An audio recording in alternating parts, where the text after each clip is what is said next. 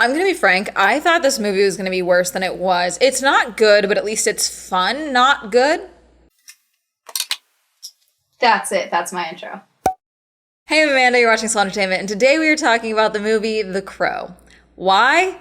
Because we can. This is one of those movies that I actually walked out of thinking, oh, I was expecting it to be way worse. But then the more that I spent time thinking about it, the more I was like, I don't think you could do that. I don't think that's how that would work. I don't like what you're trying to say here. I don't like this, things like that. Also, something interesting about this movie is that the back half of the movie, like the final act, I honestly enjoyed more than the whole first act.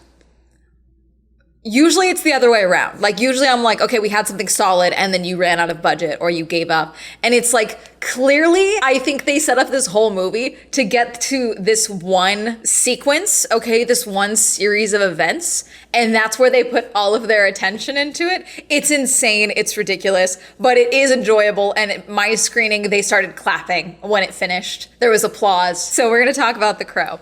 If you expect me to talk about the OG Crow, we're not gonna do that. Did The Crow need to be remade? Did we need a modern adaptation of The Crow or remake of The Crow? No, but we got one anyway, and now we're here. So I actually got to see this early, about 2.5 weeks ago. My friend got invited to an early screening and they literally said, how many seats do you want? The one note was goth attire is encouraged. I will tell you that the crowd looked like if you just searched up emo boy into TikTok, the people that pop up, that's who was there. Side note, this movie deals with bad things, including a lot of mental health related stuff and things of that nature. So keep that in mind for this review, because this is gonna have spoilers and I'm gonna talk about these things and the way that it's done. So just be warned. It's cool if you click off. You don't even have to watch another one of my videos. Just go for a walk. I don't know. Go watch a better movie, maybe? Okay, so the opening of this movie, I think we honestly could have cut at least parts of this. So adult Eric is in a mental ward, essentially, that is also very prison-like, but then we're also splicing it back and he's showing us nightmares / memories of him as a child, finding his horse that he loved, getting tangled up in barbed wire and dying as he tried to save his horse from the barbed wire. It cut his hand. And this comes up a couple of times, but also not really. When you love or something you love passes, like that pain leaves a mark, essentially. They don't actually say that unless I'm remembering it wrong, but like that is like Eric's childhood upbringing, okay? And then it's cutting back to him in the mental health ward where the other patients are basically screaming at him and the therapist is like kind of watching, telling him what a pathetic loser he is, essentially. Side note, he does have a tattoo that says good boy with the good crossed out. I have to point that out. And then we cut to Shelly, played by FKA Twigs. I do not think that she was bad in this movie. I do blame it mostly on the writing. I adore FKA Twigs. I did not like a good chunk of how they handled Shelly and Eric's relationship. So much of it was bad. We'll talk about that in a second. But I do chalk a lot of this up to the writing and the direction, frankly. That's all I'm gonna say. So Shelly wakes up and she's in a very nice apartment. She gets a call. Her friend Zadie is the one who calls her and she's like, I'm leaving, I'm getting out, I have this video. It's a video of something very bad that Shelly is very scared about, but Zadie is almost like, she's worried, but she's also like, we can get out with this. He won't touch us with this, we can do this. And it's something that their friend Dom took. Zadie is like, get Dom, let's go, we can leave, we can use this, we can get out. We're thrown into this. Zadie goes into her apartment, mistake number one, because she's like, if they have someone on me, they have someone on you too. And then someone, Marion, goes, hello, Zadie. And someone is behind Zadie and takes the phone from her. Shelly hears this. They hang up on Shelly. Shelly hangs up. She hides her phone and gets out of this apartment. As she's walking down the street with her bag, she realizes that she is being followed. And so she does something, what I thought was really smart in the moment, goes up to the cops, like bumps into them. If someone's doing shenanigans, okay, trying to get at you, you go to a crowd, you go into a grocery store, okay, mom group, I don't know, anything, okay? It's not about putting other people in danger. It's that usually the lone dirtbag isn't gonna do more when you're in a group of people. The cops are one of those things where it's like, oh yeah, if they're trying to get away with doing something bad to you, they're most likely not gonna do it to the cops. But the cops seemed like he was ready to arrest her the moment that she bumped into him. He was annoyed and upset immediately. Law enforcement in this movie genuinely just stops existing. This really is the only moment that the cops exist in this movie, like actual cops. Like that sounds stupid, but you'll understand in a second. So she bumps in, but she drops her bag and they lean down and she's just got all these pills in her bag. All these pills. She is arrested and brought to the same facility as Eric. Now, while all this is happening, we are introduced to Vincent Rogue. Rogue is at an event introduced to a new protege, okay? A new, incredible, talented pianist. This girl is in this movie quite a bit, but she has no real lines after like, oh, it's an honor to meet you type of thing. She sits with him and then Marion comes over and says, we need to talk. That's where we find that they have a room that is covered in plastic. Zadie comes to, and they are asking where Shelly is. Tell us where Shelly is. I know you have a video. Where's Shelly? Goes back and forth. Zadie is begging them not to kill her. He's like, I'm not going to kill you. But you see, I've been alive for a very long time, and I don't get to stay alive for a long time unless I send him good girls like you. Does this weird growly... That's literally what it sounds like. Like that's what it sounds like to us, really, with like a morph sound over his voice. Her eyes change color. Puts a dagger next to her. She then takes the dagger and goes for her neck with her eyes zoned out multiple times while she's gurgling, takes her blood. So she's dead. He's like, get rid of this mess. To Marion. Now I know what you're thinking, okay, if he could mind control her to end her own life, why could he not just mind control her to tell her where Shelly is? Now at this exact moment, she does not know where Shelly is. I don't think they ever found out where Shelly was staying or living or whatever it was. Shelly goes to the detox center, mental health center, okay, for detox. Her reason is for detox. Co-ed facility. And she is being told like no intermingling with the guys. Eric sees her right away. And she's played by FKA Twigs, so of course, immediately in love.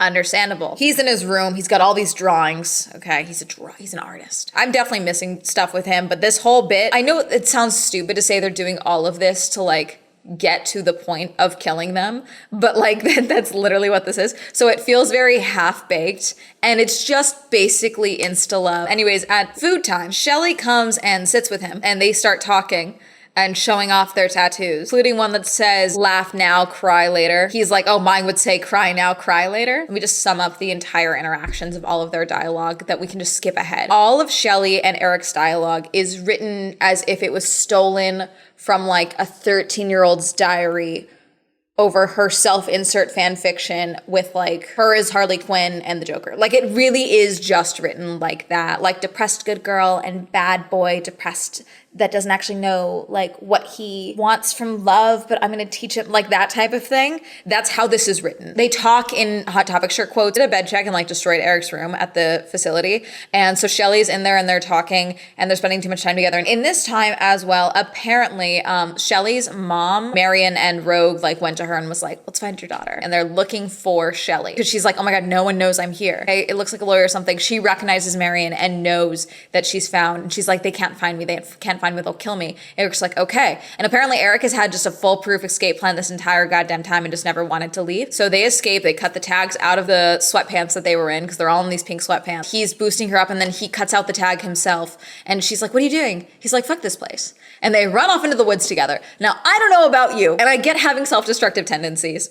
And I get it's Bill Skarsgård, but like running off into the woods with a man I meant inside a facility where no one knew I was and now no one knows where I am, zero self-preservation skills, but I suppose we got that already. So they go through the woods together, they then hitchhike into a truck and then go back to the city and go back to her friend's apartment where we learned it's her friend's apartment. He lets her stay there and he lives in Antigua. Then they like have, you know, the like, I guess I'll just stay with you type of conversation. And they sleep together because of course we get a whole montage of their relationship. Now, how long is this time taking place? I don't know. At least I'm going to guess 2 to 3 weeks. Not too much time. They never find her mom, Marion, all of them never find her, even though they then go to Eric's apartment. They hang out with her known friends. They hang out with a variety of different people and never find out where they are, okay, at any point. But he finds her at one point when they're still in that apartment, finds the phone that she had hid, okay, because she goes to get pills and they get high. All just speaking in, if I'm ever hard to love, love me harder, all of that. And it was some of the writing in this whole sequence was just so painful and drawn out. I was like, is she gonna die yet? And that sounds bad, but I just wanted these two to stop talking. I really did. I was like, okay, if I hear one more, oh, what made you first interested in me? I loved how deliciously broken you were. I think I've been in too much therapy to find any of this. I'm sure 16-year-old me would have been like, I've had too much therapy now. I've had too much therapy. She's out. She's interacting with these people. She never once apparently, I at one point leaned over to my friend and was like, does she worried about Zadie at all? Apparently at some point in this time frame, they find Zadie's body in the water. He's like, it's bad. They shouldn't have found her body. It's a cop calls them. It's like, oh, hey, we found Zadie's body washed up. Like, oh, that's so bad. I need to get that video. That video could ruin me. Apparently, Shelly is never worried about Zadie, never checks on her, never goes to her apartment. Understandable, I wouldn't go to the apartment either. My friend was like, I just assumed that she thought she was dead. At this point, she's probably dead. Just assume. It's like, they're after you too. Why she went back to the city is incredibly stupid. I don't know why she thought going back to the city was a good idea when you know that people were hunting you there. And flee, go somewhere else. They're out at a club and Dom shows up talking to Shelly when she's alone. Zadie's dead. What? You never thought your friend was dead? Okay. We have to go. They're coming for us. We have to flee. It's like, okay. Eric's like, what's wrong? What's wrong? What's going on? Oh, there was also this moment where she had written he had written lyrics or poems or whatever. And she was like, I could sing. We could make music together. And so they're in his apartment and she's singing and he's like, what's wrong? And she's like, no, the music doesn't sound right. And she goes to touch the piano and she has this memory blast of something terrible happening. I haven't played music in a long time. Okay, it's that. And then they're at the club and all this stuff happens with Dom. Okay, but there's clearly something tied to music with her, the piano with her, and, a bad, awful thing that happened. Okay. Do we have a feeling about what it is? Sure. But also, if I'm Shelly, Zadie, I needed her to be more upset that there is a video. Yeah, well, I'm going to say it. A video of her killing a girl.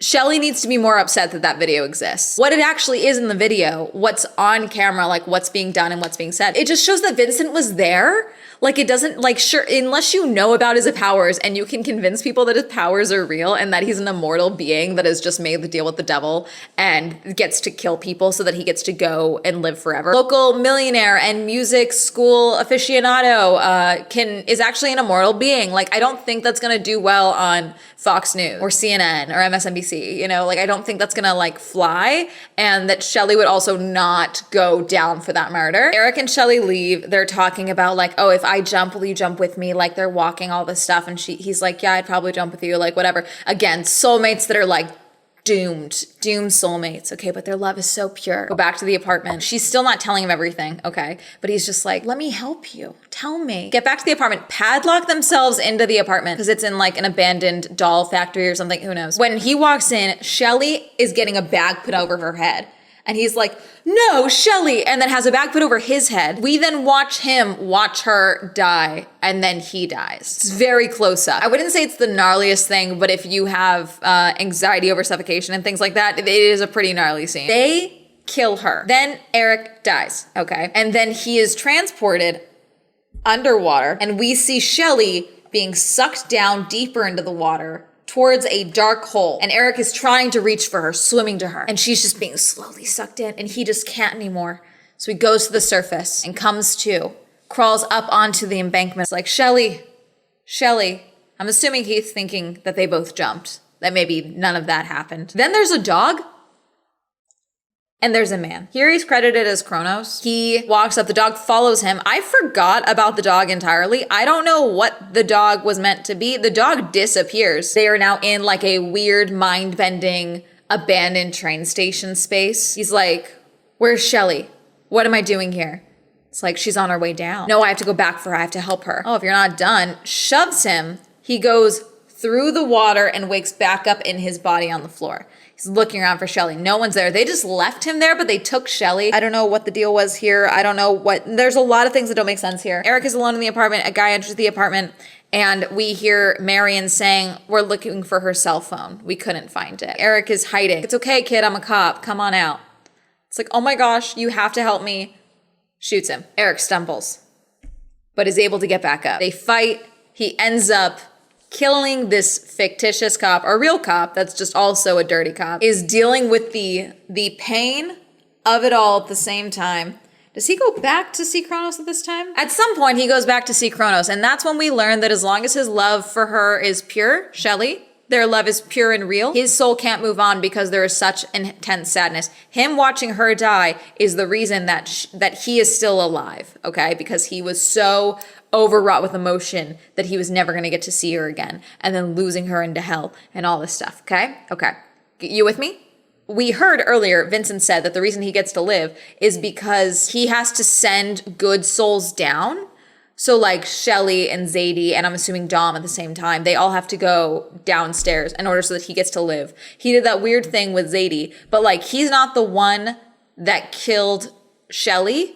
So I'm assuming that what happens in the video, okay, is what binds her to hell, I'm assuming, because he's not there to talk her. Because originally I was like, okay, is it the voice? Like, does he actually have to play a part in her going to hell? Because Vincent's not there when they both die. He is told by Kronos that he needs to kill everyone who killed her and them so that he can bring her back, okay? She gets to bring him back if they kill everyone. So Shelly's funeral happens. Eric ends up at Shelly's mom's car, okay, and they have a talk. They explain everything. Finds all the stuff about the school, all of this, okay, and tells her, like, you failed your daughter. What did you do? I saw you with them, or whatever. And clearly there's photos of her mom everywhere. She made some type of deal because she's lived a good life. So Eric leaves. Mom is crying.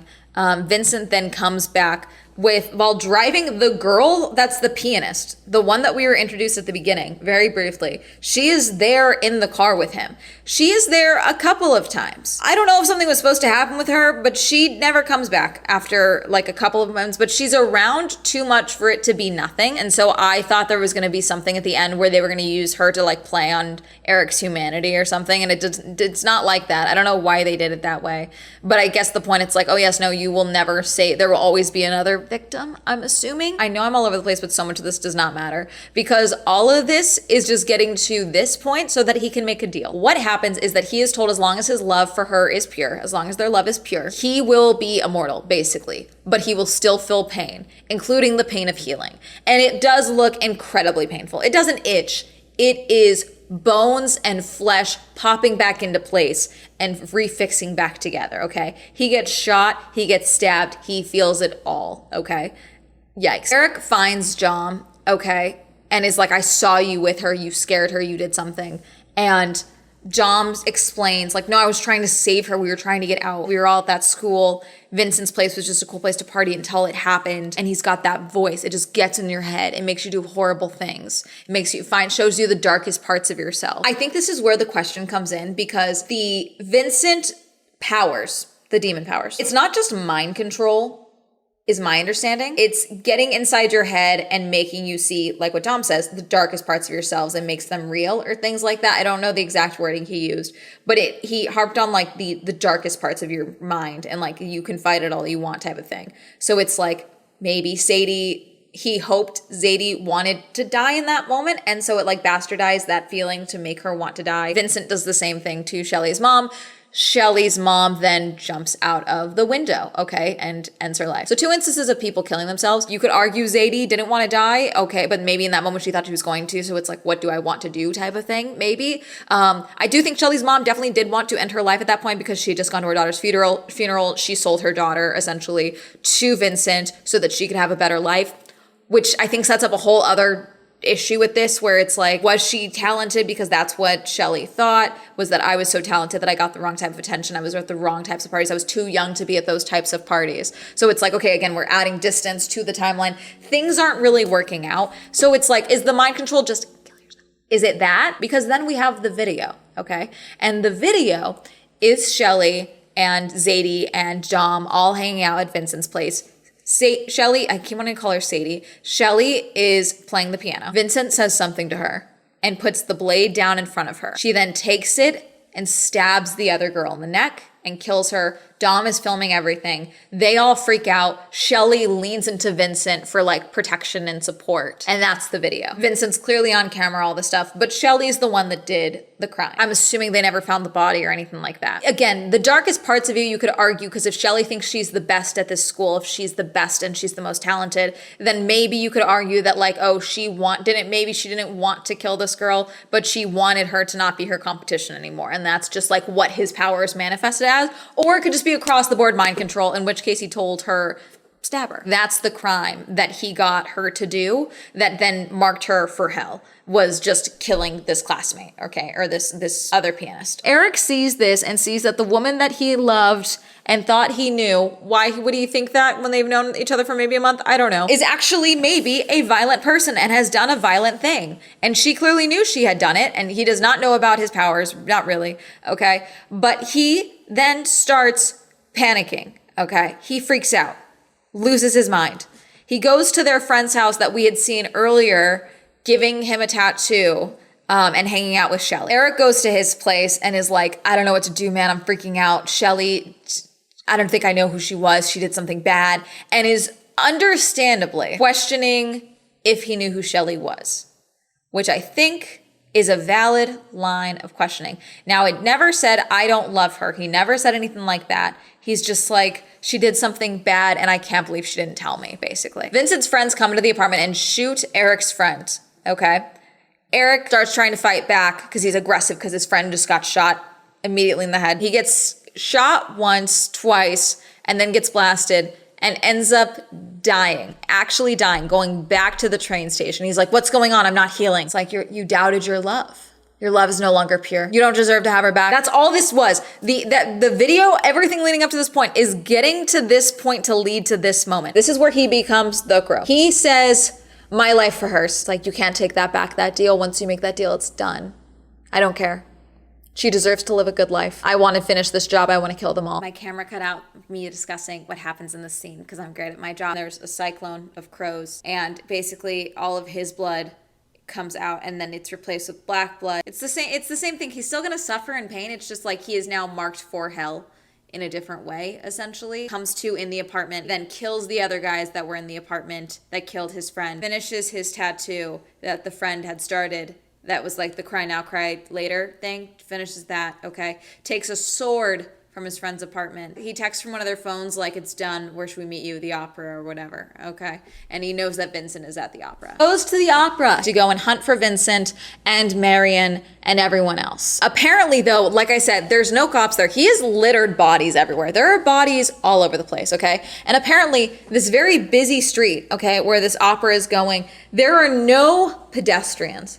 No cops, no security outside of Vincent's goons. Because then this is the scene that led to applause, because we then see true Crow action, where he is just being brutally attacked, but then also he has a sword because he got a sword from his friend's house and is just hacking through goons left, right, and center. Some choreography was stupid, but like they don't hide away from the gore. They don't shy away from of him stabbing someone through a sword that went through him because they took his sword from another guy and then tried to kill him. And that didn't work. He just fell back on it. And then he stabs the guy onto the sword that is stuck through his chest. Like there's moments like that. He's just picking through bodies all while they are showing a opera on the stage inside. Vincent calls Marion. And it's like, he's cutting through all of our men. He's killing all of our men. Marion's like, what do I do? What do we do? We knew we had to get off this train. We knew this firing line was coming. The thing is that you're in the front. You see, Vincent has already left the opera. And if I'm remembering correctly, the pianist girl was there with him, but she's not there anymore. I don't know. She may not have been in the scene. I'm not certain if I remember that correctly. He was listening to her play. She was in the car. He went to go see Shelly's mom.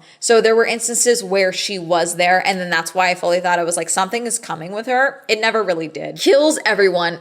Just truly piles of bodies. And once it finally stops and there's a beat, that is when my theater erupted in applause. Hilarious. It's a very comical scene, but it is pretty cool. Overall, this movie is fun, bad in a lot of ways. I just can't not think about things too much. I do think I would be happier if I could turn my brain off. Vincent eventually, once he finds out that Eric is bleeding black blood, that he wants Eric to come for him. He wants Eric to come to him because he wants to take that power. Because Vincent can't just be immortal. He will die. He is capable of dying, okay? But he just has to keep doing the work of sending souls and things like that to extend his life force. Eric can't die. Physically, he will continue to regenerate. And so Vincent wants to steal that for himself. So he is hoping eventually that Eric will come for him, but he needs to do it in a way that will make it so that he can steal Eric's powers. Basically leading him to him with like, yeah, sure, go through all the bodies and then you can get me. Sure, kid, why not? Kills Marion's bodyguard guy. Then there's a whole thing with Marion where I guess I'm supposed to feel bad for her. I don't. She's a bad person. I don't care that she's scared in this moment. Do you ever just start realizing that things have gotten too big or whatever the fuck she said? I don't know. I don't really care. She dies. He cuts her head off, cuts both of their heads off, and then goes to look for Vincent and does not see him in the crowd. So he just throws the heads into the crowd again. There's no cops. There's no security at this event other than the on-the-job security that he has just murdered brutally. Anyways, he gets back to his car without being impeded by anything whatsoever. Drives to Vincent's home. Goes inside Vincent's home. There is Vincent. There's a big back and forth thing. He tries to do the voice. He tries to steal Eric's blood from him, okay? But Eric kept seeing Shelly. And so he brings both of them to the underworld where the Limbo was. He has now finally figured out how to operate in this other side of the world. And so he's like, oh, this is where this ends or whatever. Kills him. And as he's in the water, the thing that he has been going in and out of this whole time, Eric has, to get to the other world, the hands come up. This part was cool. It was like a serpent circling him. It's like, oh, you've been avoiding death for a long time. And then it's like hands coming up and clawing at him, but it's like stripping off his skin as it's pulling him underwater. It's super cool. I did like that visual a lot. Eric is just at peace, calm. And all of a sudden, Shelly rises up. And he's like, oh my God, Shelly, what's going on? Where are we? Okay, I have to go now. What? No. Like, yeah. And then Shelly wakes up back in their apartment where they were when they were killed, with paramedics reviving her and them declaring Eric dead. This is the part that physically irked me, I think, more than anything else. Like, this ending, I genuinely think I hated the most. I don't know why you would go this route, considering they got rid of her body. I would almost argue that it would be better for her to also come out of the water the way that Eric had. I know Eric came out of the water in a limbo state. That was something separate. However, her coming out, considering where they dumped Zadie's body, it would make sense if they also dumped Shelly's body that same way. Like, she literally just comes back into her body where they dumped her. Terrifying and jarring, yes, but I think makes more sense than rewinding time to before Eric did all the murdering. So what, Vincent and all of them just don't exist now? Is her friend alive, the tattoo artist? Does Dom know anything? Has Dom spoken to Eric? No? None of that? Okay, that's the end of the movie, really. I'm sure there's more fluff and all of that, but that's really it. Is her mom even dead? Wait. Yeah, is her mom dead? Is her friend dead? Does Dom know anything? Is Vincent even dead at this point? I would assume Vincent is dead because he was never supposed to be alive this long. But Zadie is dead because, of course, because she was dead before all of this. But then it's like, that's just such a weird way to do it. His heart could have stopped in the real world or something. And then Shelly comes back to herself, her body, wherever they dumped it. And yes, jarring, scary, whatever. But I think makes more sense than like rewinding time. Anyways, that's The Crow. Would I see it again? No. Do I think it's truly, utterly horrible?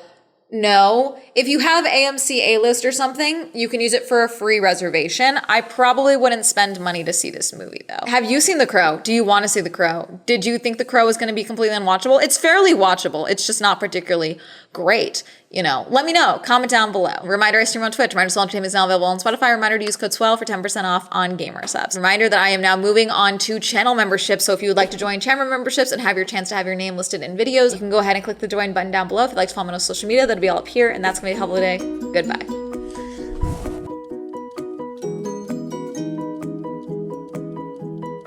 What's the first thing you liked about me? I thought you were quite brilliantly broken.